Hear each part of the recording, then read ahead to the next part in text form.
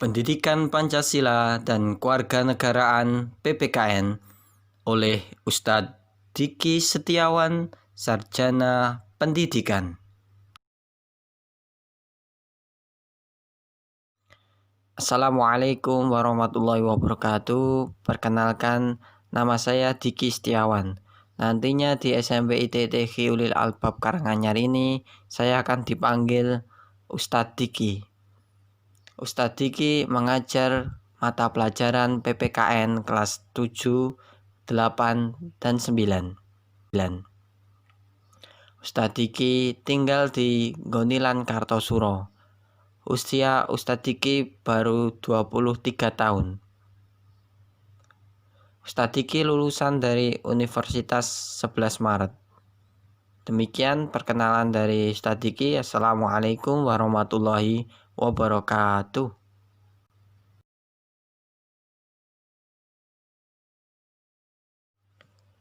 Assalamualaikum warahmatullahi wabarakatuh. Di kelas 7 ini, dalam materi pelajaran PPKN, kalian akan bertemu dengan 6 bab. Pembagiannya menjadi 3 bab di semester gasal dan 3 bab di semester genap. Di semester gasal, bab pertama yaitu perumusan dan penetapan Pancasila sebagai dasar negara. Bab kedua, norma dan keadilan. Bab ketiga, perumusan dan pengesahan Undang-Undang Dasar Negara Republik Indonesia tahun 1945. Dan nantinya di semester genap ada bab 4 yaitu keberagaman suku, agama, ras dan antar golongan dalam bingkai Bhinneka Tunggal Ika.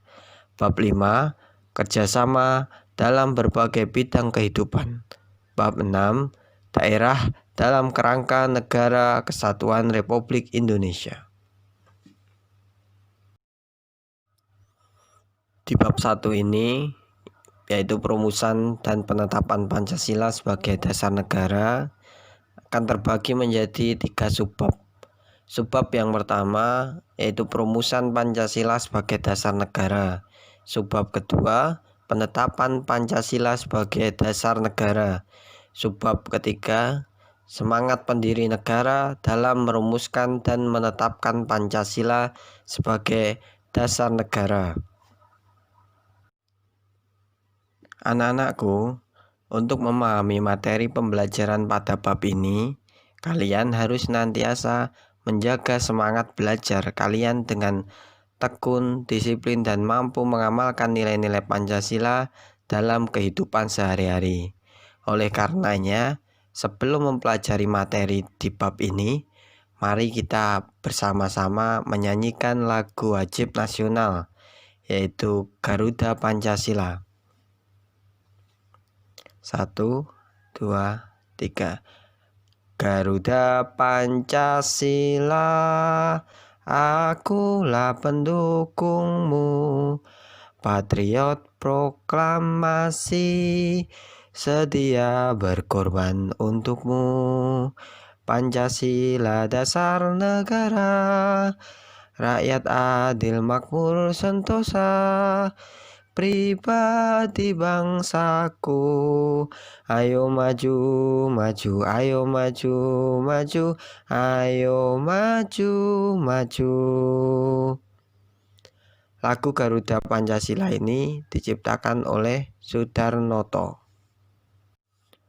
A. Perumusan Pancasila sebagai dasar negara.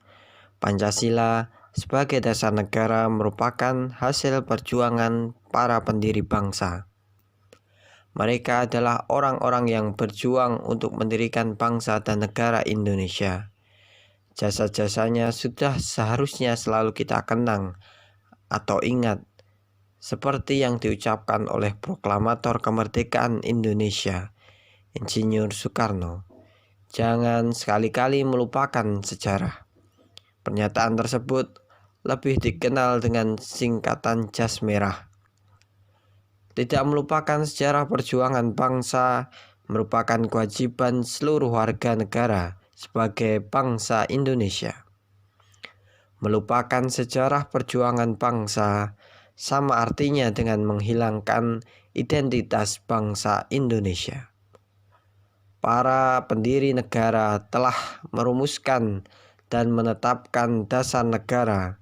Hal itu dalam rangka menggapai cita-cita nasional sebagai negara yang merdeka, bersatu, berdaulat, adil, dan makmur. Dasar negara Pancasila berguna untuk mengantarkan kemerdekaan dan kejayaan bangsa Indonesia. Pada bab ini, anak-anakku akan mempelajari sejarah dan nilai dalam perumusan serta penetapan Pancasila sebagai dasar negara. Selain itu, anak-anak juga akan mempelajari bagaimana Pancasila ini dihayati oleh bangsa Indonesia di tengah kehidupan bangsa yang beragam agar tercipta keharmonisan. Kemudian anak-anak juga diharapkan setelah mempelajari bab ini mampu mensyukuri dan menghargai proses perumusan dan penetapan Pancasila sebagai dasar negara. 1. Pembentukan BPUPKI. BPUPKI merupakan bentukan Jepang yang saat itu sedang menjajah bangsa Indonesia. BPUPKI atau Tokuritsu Zumbi Yosakai dalam bahasa Jepang. BPUPKI kepanjangannya adalah Badan Penyelidik Usaha-Usaha Persiapan Kemerdekaan Indonesia, yang tugasnya yaitu menyelidiki usaha-usaha persiapan kemerdekaan. BPUPKI dibentuk pada tanggal 29 April 1945 bersamaan dengan hari ulang tahun Kaisar Hirohito.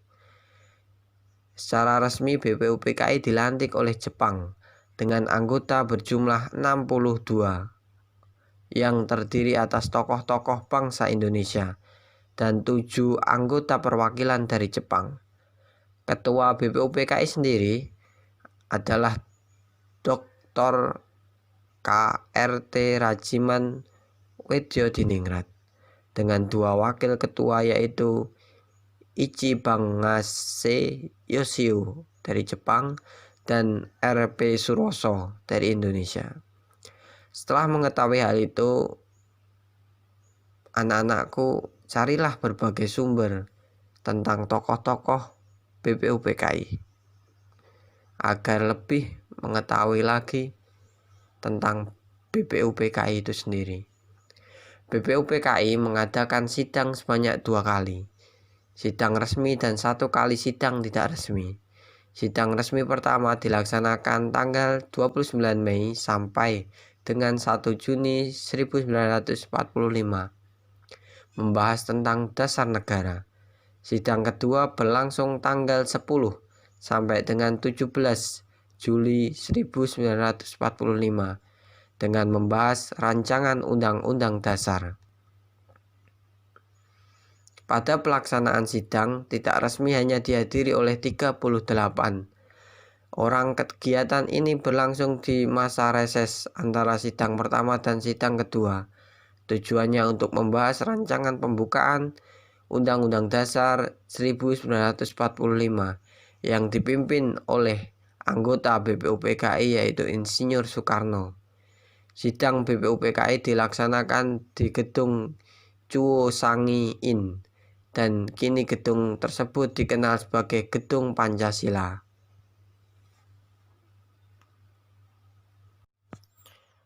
Tugas individu 1.1. Setelah anak-anakku mencari informasi tentang BPUPKI dan membaca dari berbagai sumber belajar, tulislah beberapa hal ini. Yang pertama, pembentukan BPUPKI. 2. Keanggotaan BPUPKI. 3. Tugas BPUPKI. Dan keempat, sidang BPUPKI. Kalian hanya Ustadz minta untuk memilih salah satu saja dari keempat pilihan tersebut. Semua informasi dapat diperoleh dari berbagai sumber, baik itu internet, buku-buku referensi, dan dari media-media lainnya. Kumpulkan tugas kalian melalui voice note di WhatsApp pada Ustadz Diki tepat pada waktunya. Terima kasih. 2. Perumusan dasar negara. Dasar negara adalah fondasi berdirinya sebuah negara. Ibarat bangunan tanpa fondasi yang kuat tentu tidak akan berdiri dengan kokoh. Oleh karenanya, dasar negara harus disusun sekuat mungkin sebelum negara tersebut berdiri. Ketua BPUPKI Dr. KRT Rajiman Weddiodiningrat pada pidatonya menyatakan bahwa untuk mendirikan bangsa Indonesia yang merdeka diperlukan suatu dasar negara. Untuk menanggapi pidato dari Ketua BPUPKI tersebut, maka beberapa tokoh pendiri negara mengusulkan rumusan-rumusan dasar negara. Rumusan diusulkan itu memiliki beberapa perbedaan antara satu dengan yang lainnya. Namun, rumusan-rumusan tersebut juga memiliki persamaan dari segi materi dan semangat yang menjiwainya. Pandangan para pendiri negara tentang rumusan dasar negara disampaikan berdasarkan sejarah perjuangan bangsa dan dengan melihat pengalaman bangsa lain. Meskipun diilhami oleh gagasan-gagasan besar dunia, tetapi tetap berakar pada kepribadian dan gagasan besar dari bangsa Indonesia itu sendiri. Rumusan-rumusan dasar negara itu bisa anak-anakku lihat di slide PPT ini. Mulai dari rumusan Muhammad Yamin, rumusan dari Supomo, rumusan dari Insinyur Soekarno. Pada akhir masa persidangan yang pertama, Ketua BPUPKI membentuk panitia kecil yang tugasnya mengumpulkan usulan dari para anggotanya yang nantinya akan dibahas pada masa sidang berikutnya. Panitia kecil beranggotakan 8 orang di bawah pimpinan Insinyur Soekarno. Panitia kecil kemudian mengadakan pertemuan untuk mengumpulkan dan memeriksa usulan-usulan rumusan dasar negara. Sesudah sidang tersebut, panitia kecil mengadakan rapat dengan 38 anggota BPUPKI di kantor besar Jawa Hokokai. Pertemuan tersebut akhirnya membentuk lagi satu panitia kecil yang terdiri dari Insinyur Soekarno, Muhammad Hatta, Muhammad Yamin, Amaramis, Mr. Ahmad Subarjo, Kiai Haji Wahid Hashim, Kiai Haji Kohar Muzakir, Haji Agus Salim, dan R. Abikusno Cokro Sujoso. Panitia kecil tersebut kemudian disebut sebagai Panitia 9 yang tugasnya menyelidiki usul-usul mengenai perumusan dasar negara. Setelah rapat yang cukup alot tersebut, disepakatilah rumusan konsep dasar negara yang dicantumkan ke dalam rancangan Muqaddimah Hukum Dasar. Rancangan Muqaddimah Hukum Dasar ini isinya yaitu sebagai berikut, bahwa sesungguhnya kemerdekaan itu ialah hak segala bangsa, dan oleh sebab itu maka penjajahan di atas dunia harus dihapuskan karena tidak sesuai dengan peri kemanusiaan dan peri keadilan, dan perjuangan pergerakan kemerdekaan Indonesia telah sampailah kepada saat yang berbahagia dengan selamat sentosa mengantarkan rakyat Indonesia ke depan pintu gerbang negara Indonesia yang merdeka, bersatu, berdaulat, adil, dan makmur. Atas berkat rahmat Allah yang Maha Kuasa dan dengan didorongkan oleh keinginan yang luhur, supaya berkehidupan kebangsaan yang bebas, maka rakyat Indonesia menyatakan dengan ini kemerdekaannya. Kemudian daripada itu, untuk membentuk suatu pemerintahan negara Indonesia merdeka yang melindungi segenap bangsa Indonesia dan seluruh tumpah darah Indonesia, dan untuk memajukan kesejahteraan umum, mencerdaskan kehidupan bangsa, dan ikut melaksanakan ketertiban dunia yang berdasarkan kemerdekaan, perdamaian abadi, dan keadilan sosial. Maka disusunlah kemerdekaan kebangsaan Indonesia itu dalam suatu susunan negara Republik Indonesia yang berkedaulatan rakyat dengan berdasarkan kepada ketuhanan dengan kewajiban menjalankan syariat Islam bagi pemeluk-pemeluknya menurut dasar kemanusiaan yang adil dan beradab, persatuan Indonesia dan kerakyatan yang dipimpin oleh hikmat kebijaksanaan dalam permusyawaratan perwakilan, serta dengan mewujudkan suatu keadilan sosial bagi seluruh rakyat Indonesia.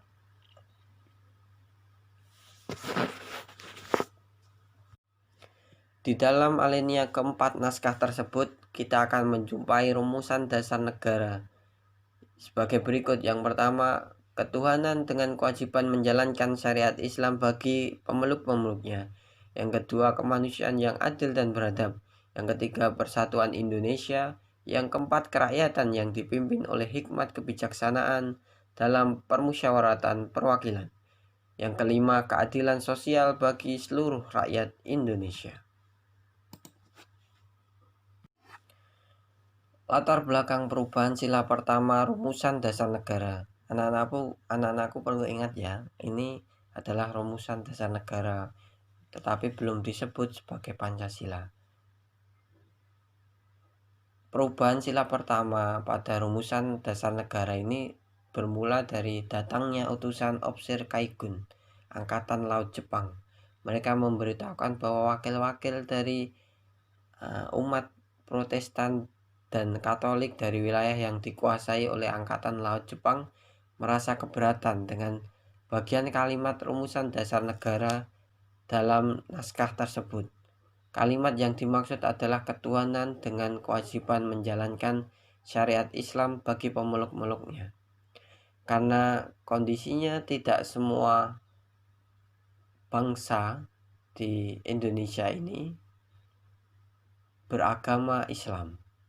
Terhadap keberatan tersebut, sebelum sidang dimulai, Muhammad Hatta mengajak Ki Bagus Hadikusumo, Kiai Haji Wahid Hashim, Mr. Kasman Singodimedjo, dan Mr. Teku Muhammad Hasan mengadakan suatu rapat pendahuluan supaya masalah tersebut bisa terpecahkan. Tokoh pendiri bangsa yang bermusyawarah telah bermufakat untuk menghilangkan kalimat tersebut dan menggantinya dengan rumusan ketuhanan yang Maha Esa.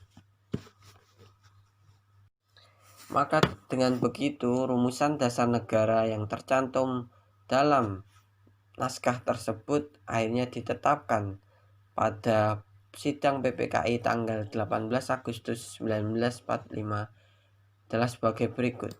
1. Ketuhanan yang Maha Esa. 2. Kemanusiaan yang adil dan beradab. 3. Persatuan Indonesia. 4. Kerakyatan yang dipimpin oleh hikmat kebijaksanaan dalam permusyawaratan perwakilan. 5. Keadilan sosial bagi seluruh rakyat Indonesia. Tugas individu 1.2. Anak-anakku, ini ada tabel, ada 5 poin. Dalamnya ada aspek informasi uraian tentang pendiri negara, pengusul rumusan dasar negara, anggota panitia kecil, anggota panitia 9, panitia 9, latar belakang perubahan sila pertama rumusan dasar negara. Silahkan tabel ini dibuat, kemudian ditempel di dinding rumah atau kamar kalian. Lalu silahkan difoto dan dikirimkan ke Ustadz Diki melalui WhatsApp. Selamat mengerjakan.